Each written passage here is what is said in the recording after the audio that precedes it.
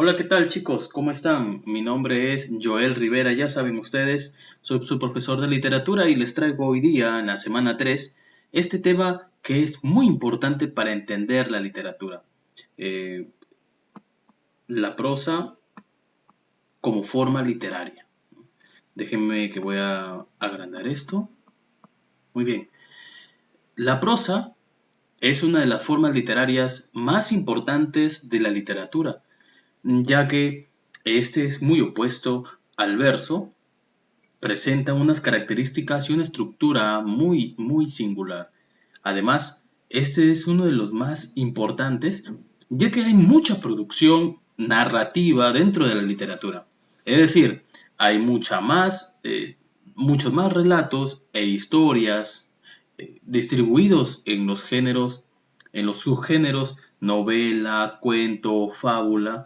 Inclusive ahora, en el año 1937 más o menos, surge un nuevo género, un nuevo subgénero, una nueva especie narrativa que está tratando, empujando, ¿no? Tratando de hacerse presente, inmiscuirse dentro de la clasificación de especies narrativas. Estoy hablando del microrrelato. Por eso es que hoy día vamos a conocer mucho más de este subgénero que aún no está aceptado por algunos, otros prefieren ya llamarlo especie narrativa y está luchando por, como les digo, ocuparse como cuarto subgénero dentro de la narrativa. Vamos a conocer un poco de la prosa y cómo está escrito, cómo es esa estructura. La prosa, como dice aquí, es la forma habitual de escribir. Cuando tú escribes una carta, cuando escribes cualquier texto, inclusive la tarea, lo hace uno en prosa, es decir, de manera lineal, desde la izquierda hasta la derecha, ocupando todo el renglón y normalmente toda la página formando un solo bloque, un solo cuadrado en este caso. Entonces, es de estructura lineal. Parece que las palabras, las frases unidas formaran una especie de línea, ¿no? Que va una sobre otra formando después, posteriormente un bloque. Les voy a enseñar para que más o menos ustedes vean cómo es que se ve. Los enunciados se disponen entonces de forma continua, porque los relatos normalmente se cuentan en prosa son lineales, es decir, tienen un inicio, después un nudo y culminan en un desenlace. Es por eso que se dice que los relatos tienen una estructura lineal y que tiene forma continua. No poseen un ritmo especial, a contrario, pues, de forma opuesta al verso. El verso sí tiene un ritmo especial, sí tiene un sonido, sí tiene una rima. La idea es que si tú le pones una música de fondo, ¿no? Este se convierte en una canción. El verso tiene esa capacidad, sin embargo la prosa no la tiene. La intención es la que cambia, ¿no? Mientras que en el verso la intención es ser musical, ser armoniosa, aquí en la prosa, es decir, en la narrativa, la intención es contar algo, ¿no? Sea este bello o no. La intención es contarte algo que te va a interesar, que te va a atrapar, ¿no? Las oraciones no tienen número de sílabas, es decir, no están contadas. El escritor no está en la prosa pendiente de cuántas sílabas utiliza. Como tú sabes, las sílabas son las unidades básicas dentro de la métrica. Por ejemplo, casa tiene dos sílabas, sa, ¿no? Camarote ya tiene cuatro, ¿no? Camarote. Entonces, estas sílabas sí se cuentan dentro de la poesía, porque los mismos que están arriba en el verso primero tienen que tener el mismo número de sílabas en el segundo. Y así sucesivamente para que esta rima sea perfecta, ¿no?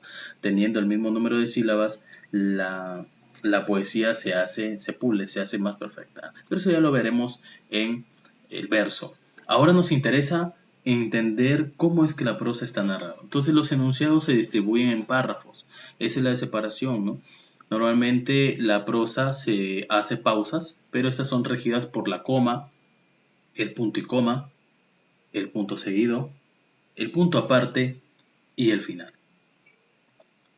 Aquí tienes una idea de cómo utiliza la prosa, cómo se ve la prosa y cómo se ve el verso.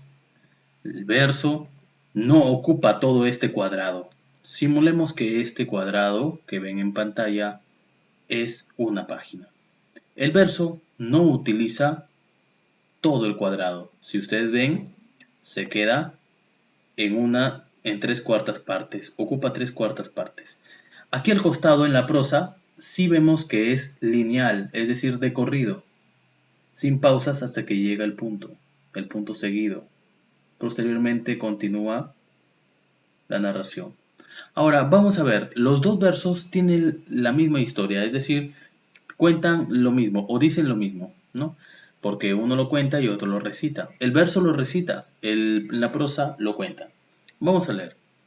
El verso diría así: muy ricas las bodas fueron, y quienes las vio las recuerda. Sonadas las tornabodas que hizo Alvar en su aldea. Hubo gaitas y tamboriles, flauta, bamburria y vihuela, fuegos a la valenciana y danza a la aragonesa. Si ustedes se dan cuenta, aquí este verso, ¿no? El verso 1, el verso 2, el verso 3, 4, 5, 6, 7, 8 tiene, ¿verdad? Muy ricas las bodas fueron es 1. El 2 es y quien las vio las recuerda. Van 2. El 3 es sonadas las tornabodas que hizo Alvar en su aldea. Ese aldea y recuerda tiene un sonido. Si te das cuenta, vamos a leerlo de nuevo. Muy ricas las bodas fueron y quien las vio las recuerda. Sonadas las tornabodas que hizo Alvar en su aldea, ¿no? Este sonidito que ustedes escuchan, esta pequeña musicalidad que ustedes pueden percibir en esas dos palabras, se llama rima. En este caso es rima asonante. Solo coinciden los sonidos vocálicos. Ya veremos eso en el verso. Ahora vamos en la prosa, que es lo que nos interesa. Famosas fueron las bodas que se hicieron en el pueblo de la novia y las tornabodas que celebró en su aldea Alvar González. Hubo vihuelas, rabeles, flautas y tamboriles, danza a la aragonesa y fuegos al uso valenciano, de la comarca que riega el Duero, desde Urbión, donde nace, hasta que se aleja por las tierras de Burgos, se habla de las bodas de Álvar González y se recuerdan las fiestas. Este prosigue. Si se dan cuenta, no tiene la belleza que tiene el verso, pero te cuenta algo, te está contando lo mismo que te decía el verso. Aquí podemos ver varias diferencias. Verso es musical, la prosa no. El verso no ocupa toda la página, la prosa sí. El verso tiene las sílabas contadas, la prosa no. Las pausas son más marcadas en el verso, en la prosa no se notan, solo cuando hay punto y comas. La prosa entonces no está sujeta a determinadas medidas y cadencias a diferencia del verso. Por eso el lenguaje prosaico suele definirse por oposición al verso. Los microrrelatos, que es lo que yo les estaba diciendo, son ejemplos de intento de poesía, ya que ellos tienen la intención estética por encima del deseo de narrar. Pero el término microrrelato aparece en el año 1977 con el escritor mexicano José Emilio Pacheco, quien le trata de dar un nombre a las narraciones hipercortas, ¿no? Micro, mini, ¿no? Que quiere decir relato hiperbreve, cuentos mínimos, historias mínimas. El microrrelato ha sufrido un gran desarrollo en los últimos 50 años y prácticamente todos los autores contemporáneos lo han cultivado de una manera u otra. Sin embargo, no podemos hablar de que estamos ante un fenómeno nuevo ni un subgénero. Al fin y al cabo, hay muy pocas posibilidades que este se vuelva un subgénero narrativo. pero igual lo vamos a conocer. La característica más evidente y que resalta a la vista su principal, digamos, diferencia con otro tipo de composiciones es que es muy breve. Lo más importante, desde su nombre, ¿no? Hiperbreve. Hiperbreve. Baltasar Gracián decía o defendía su lema: lo bueno, si breve, dos veces bueno. Él decía que, pues, si los relatos son buenos, hay relatos muy buenos, sin embargo, si estos fueran más cortos, fueran mucho más buenos. Entonces, una de las características y la principal se trata pues de su extensión. Siempre se trata de un texto breve, como les decía. Se considera el límite natural en lo que el ojo humano puede abarcar de un golpe de vista y se sitúa en una página. En una sola página el microrrelato tendría que ver, el lector tendría que verlo, el microrrelato completo, su inicio y su fin, con una sola vista. No tener que pasar la página. Eso se llama el relato hiperbreve o microrrelato. Aquí tenemos algunos ejemplos. Novela de terror, que lo vamos a leer. Tres deseos, Corazonada, Lluvia, Llamadas perdidas, El vengador, Ecosistema, que es uno de los más largos microrelatos. El 2, la característica 2, es que intenta transmitir una historia completa. Si bien es cierto, pues el microrrelato es muy breve, trata de dar una historia completa, cuenta una historia completa. No se queda en un ecosistema pequeño, sino que crea todo un universo. Crea todo un universo y muchas posibilidades. Cuando creamos personajes y una situación, también estamos creando las cosas que giran en torno a ellos, y sin embargo el microrrelato deja mucho a la imaginación del lector, pero cuenta una historia completa. O sea, tiene que darle el final, tiene que ver la forma el escritor de que se cierre el microrrelato, ¿no? Aquí hay algunos ejemplos que vamos a ver en clase. Requiere colaboración del lector, ¿no? La brevedad implica la exigencia del lector, porque si bien es cierto, implica que el escritor se esfuerce mucho para hacer que una historia completa tenga, si se quiere, pocas palabras, también requiere mucha concentración del lector, porque el lector tiene que entender qué está intentando decir en muy pocas palabras el autor. Entonces requiere mucha colaboración del lector, exige que se complete el mundo que él está creando. El lector y el escritor tienen que trabajar de la mano para entender lo que se ha creado.